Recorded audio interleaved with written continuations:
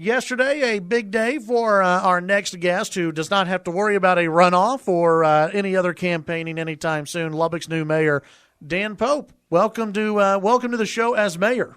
Good morning. It's great to be here, Chad. Well, thanks for coming in. Congratulations to you. And how was it yesterday? Yesterday was fun. It was a good day. Yeah. We worked hard to get to that point, and it was really.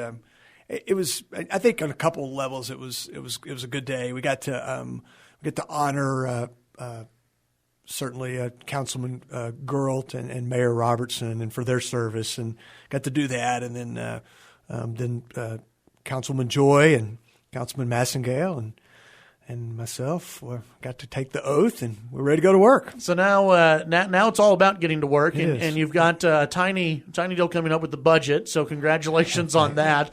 You get to go in with some controversy, I guess, always with the budget, right?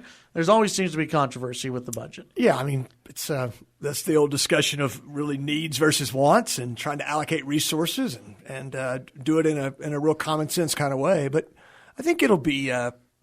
I look forward to the process. In fact, I've already I spent quite a bit of time last week at City Hall just sort of trying to acclimate myself a bit. I've had meetings and have meetings scheduled, and we'll drop right into that effort. In fact, tomorrow I have a couple meetings tomorrow that'll get me started on that process. I think it was Councilman Gurlt yesterday when he was speaking and on his exit speech. Basically, when he said, give the council some time, it might have been the mayor who said that, or the outgoing mayor who said that. Give the council some time to come together, and because there are two outstanding seats to go, so the council's not fully together yet. So, what have you done, and what will you be doing? I guess in the next weeks, leading up to, I guess, the real budget process to delve into all the meat of the issues down at City Hall?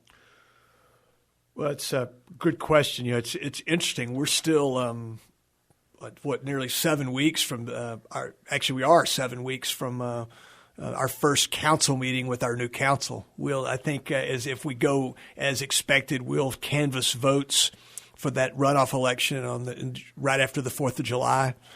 And then that first meeting is not till in July, is not till the 14th. So that would be our nearly 2 months away.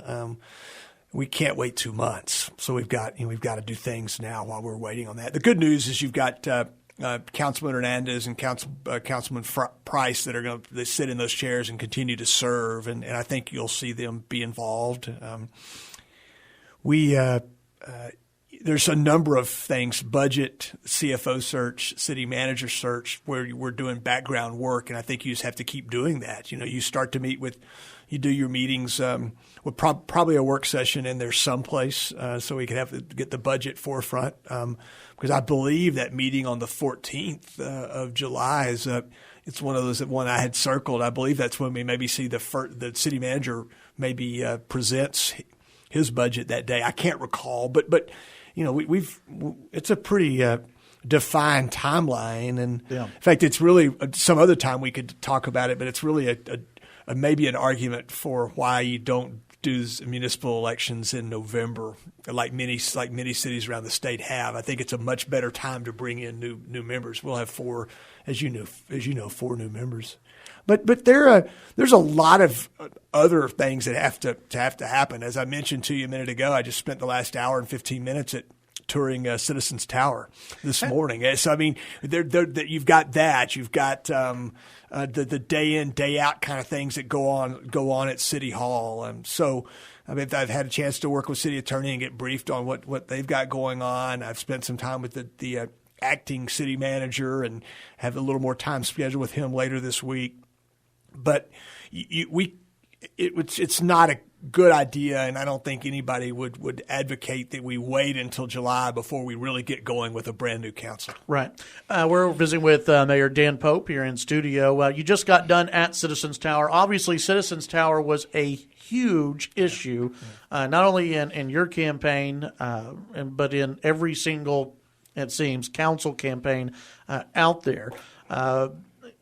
I believe in one of the recent interviews that you were given, and even here on the show, you said, look, the funding has already been put out there. Bonds have already been put out there. It looks like Citizens Tower is going to happen now. It's, holding, feet to the fire basically and staying on budget or under budget. When you went to Citizens Tower, what did you see? What did you hear? What are things looking like with Citizens Tower right now? Yeah. So first to clarify what I did say, and I think you pretty much nailed it. I mean, we've been dealt a hand now. We've got to play it. It's our job to execute and to do that effectively. I had we had a pretty full tour this morning. Citizens Tower. I think the key facts that I think you want people to know is that it's roughly 200,000 square feet. So when you take the tower, the annex, the basement areas, there's two basement areas plus a parking garage and some surface parking. You've got 200,000 square feet. Demolition in parts of it is virtually complete. The basement that would be southeast of the tower today, which is sort of the people that remember where the Chamber of Commerce office was in the at least through the mid-'90s. It would be just south across the street from there. That parking lot underneath that is about 20,000 square feet of basement, which has been completely demoed. I think the question becomes, can we, for $50 million, roughly right, can we remodel and bring up to speed? It's really more than remodel because it's going to be stripped to the bone. We're going to get to completely rebuild it.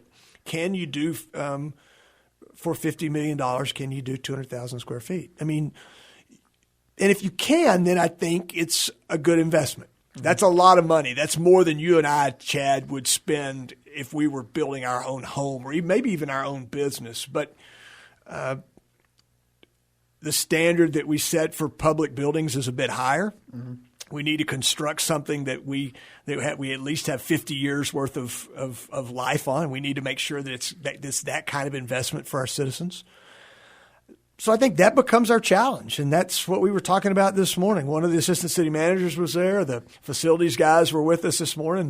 The police chief even walked through with us this morning because he had not seen the progress that had been made over there, and he asked if he could join us this morning. And Councilman Massengill and I went together since we're probably the only ones that haven't had a chance to do that tour. It's doable. It's challenging. It's doable but challenging. Okay, well, I don't know if that's very reassuring out there to a lot of people, because when you do hear, government building something, you look up in Amarillo and they're building a baseball stadium, and they've almost, I think, doubled their price of the baseball stadium. So when government's building or remodeling a building, is it one of those that you have, some faith in that we're going to stay under budget? Or is that something that concerns you? I don't know enough about that to answer that question yet. I mean, I look forward to spending time with the architects and engineers, Perkins and Will. They're very capable. We got good guys for the job. They're not local, but these guys have the right pedigree and they know what they're doing.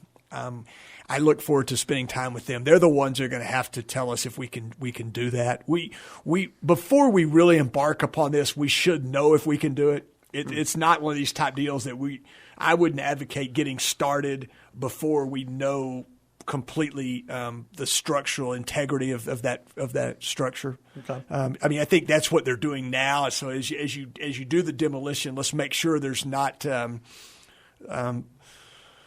sort of the snakes under the rocks. I mean, I'll give you an example. When we were doing the school work, the LISD bond work, the Monterey cafeteria, which was in our scope of the bond, is because we closed those campuses. As we started digging into that, we had a placeholder in there for how much it would cost. But as we started digging into that, we had all kinds of structural issues, and we had to adjust on the fly. Hopefully, we won't have to do that in this situation because we will have stripped it all back and know what's in front of us before we get started. Visiting with Lubbock Mayor Dan Pope here in studio. When we come back, we'll have one more segment to talk about some other issues facing the city council and what some plans are moving forward with Dan Pope and the Lubbock City Council. We'll be right back. Back on the Chad Hasty Show, News Talk 790 KFYO. Lubbock Mayor Dan Pope, who was sworn in yesterday in studio talking a little bit about the city council, a little bit about the direction that he would like to take things. Of course, budget season right around the corner. We won't have the two other elected officials on the council until July, I think is what you said. Yeah. First meeting will be July 14th. And so, there may be, I know in the last council meeting there was some push to, wait on some issues. You've already said, hey, we can't do that on every single issue out there. Besides the budget, which, budget season has kicked in, what do you think is maybe one or two of the most pressing issues that you have heard about or that you see coming towards City Hall? Well, I think the city manager search is probably the top of the rest of the list, and I would put the CFO search in there too. It's chief financial officer. Those two, that search is ongoing as we speak. They've sort of put the city manager search on hold until we have the council seated. I do think there's some work that can be done in the background until we for the city manager search, and I think it's our job to get in, to understand where we are on the CFO search. My understanding is that they're probably maybe a third of the way through that search, so they've gotten it down to 4 maybe semifinalists or quarterfinalists, maybe a better word for it, and that they'll go through a sort of filtering process to get it down to a couple of finalists, and we'll see if we've got the right kind of candidates. And if we don't, then I think we put that on pause, and we wait till we hire a city manager, and then we go back and do that search. I think it's you may limit your talent pool when you're doing a key position search when the head person's not in place, when they know that search is coming right around the corner. I was at the last council meeting, and it's when some of the budget items or at least things were being discussed. Mm-hmm. And one of the items were the issue of parks in Lubbock, and there were a few speakers who were quite passionate about parks here in Lubbock. Yesterday, Councilwoman Latrell Joy, she brought up soccer fields as something that she would like to focus on. So it seems as though parks, soccer fields might be an issue coming up in the next budget. The outgoing mayor in the last meeting had mentioned that hey, there might possibly be a bond election, or there might be some talk of a bond election as far as putting parks together and doing something different, with parks. Any thoughts, on that whole category and dealing with the issue of, I guess, beautification or whatever that may mean? Yeah. So first of all, I've had no discussions about a bond election. That's not to say there won't be one in the future, but we've had no discussions about that. I think my approach to parks is we've got a lot of parks. We need a plan to maintain them. If we want to do upgrades at those parks, we need to understand what that is and how we're going to do it, when we're going to do it, and what it's going to cost. And I think the salient question is, how do we do that within our operating budget? I mean, I think that's that, and I think they had some folks come to the last council meeting and they want to do some improvements to a park, and right. That's great. We want strong neighborhoods. I'm for strong neighborhoods, but just because we can galvanize a certain area to support doing something in their park, if it doesn't fit our overall plan, we need a plan. Part of the reason we've gotten ourselves in the place we are with deferred maintenance and some things is we've not really executed a plan that says, here are our priorities and here's the way we're going to do it. And you communicate that to citizens, you communicate that to the other stakeholders, and you execute. And that we've got to go about business like that. Has there been any talk as far as soccer? And I mean, this isn't a topic that comes up, it seems, every 2 years. Soccer fields in Lubbock. Yeah, so soccer fields. There are a lot of hard feelings about the soccer fields, about money that was approved in a bond some 10 or 12 years ago that was never spent for soccer fields.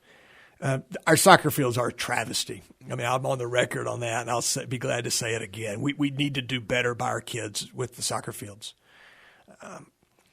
But we've got to be able to do that in a way that's responsible, and we have to do it in a way that makes sense for our taxpayers. And so that becomes our challenge. But we're not going to roll out I don't know of any plans to roll out some large soccer complex. That would really require the voters to support it. And unfortunately, whether they've supported it before or not, we'd probably have to go back to them. But that's not something we've talked about. You said this morning that you took a tour of Citizens Tower. Citizens Tower will forever be linked with a new police station, whether that be a brand new building or the current idea is to replace the current City Hall, make that the new police station. Is that the direction that you feel comfortable going as mayor? Do you think that's the direction the current city council, whatever the new makeup may look like, will want to go? And is that the direction that the police want? Well, I can't speak for the new council yet. Certainly, I can't speak for the police. I had to leave that tour early. The second part of that tour today was of the existing police station. I've been through it, not recently. I'll be doing that the rest of the tour sometime soon.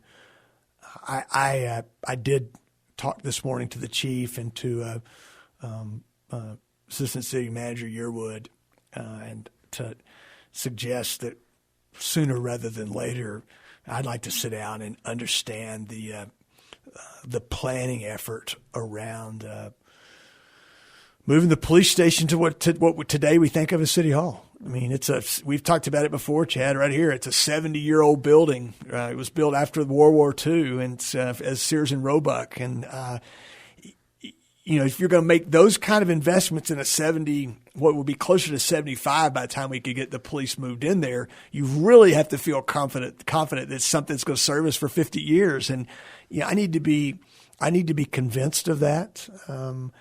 The city bought the building on the corner of 13th and O would be the south west corner. So it was a radio station was in there, I believe, over the years. They own that property now. That my understanding is that plays into this police station relocation. I don't know exactly how, but I understand that it does. I thought originally it was built or bought to be demoed because they needed more surface parking for police. But my understanding now is that maybe it's a part of the solution. But I'm not underneath the tent on that one yet. Maybe by the next time I'm out here, maybe I'll be a little more educated. Certainly, until we get the council seated, we won't be able to.